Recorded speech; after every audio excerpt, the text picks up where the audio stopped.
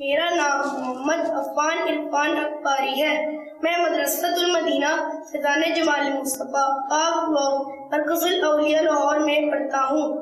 अमीर अहले सुन्नत ये इरशाद फरमाए कि ग़ज़वाए तबूक किस सिने हिजरी और महीने में हुआ, इसके और क्या क्या नाम है, नीज़ इसकी तैयारी में सहाबाए कराम अलैहिम रिज़वान का क्या किरदार रहा। ग़ज़वा तबूक उन दिनों हुआ था जब कहत साली थी, यानी अनाज की बड़ी तंगी थी, बारिशें रुकी हुई थी। अच्छा, उसमें फिर तवील यानी लंबा सफर हुआ, सवारी कम, खाने पीने की तकलीफ, लश्कर की तादाद बहुत ज्यादा, इसलिए गज़वे में मुसलमानों को बड़ी तंगी और तंग दस्ती का सामना करना पड़ा।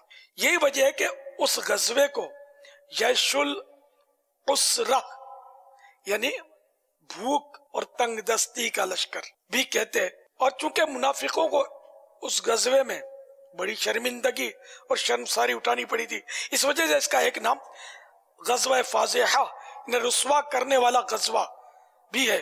तो गज़वा उस जंग को बोलते हैं कि जिस जंग में बनफ़्स नफीस हमारे आका रहमत आलम सल्लल्लाहु तआला अलैहि वसल्लम ने भी शिरकत फरमाई। इस बात पर तमाम तारीख लिखने वालों का इत्तिफाक है कि इस गज़वे यानी इस जंग के लिए हुजूर पुरनूर सल्लल्लाहु तआला अलैहि वसल्लम रजबुल मुरज्जब 9 हिजरी जुमेरात के दिन रवाना हुए।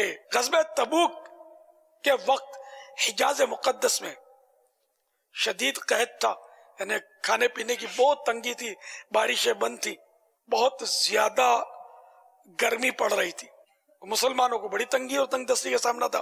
इसलिए हुजूर अकरम सल्लल्लाहु तआला अलैहि वसल्लम ने तमाम कबाइल अरब से फौजें और माली इमदाद तलब फरमाई।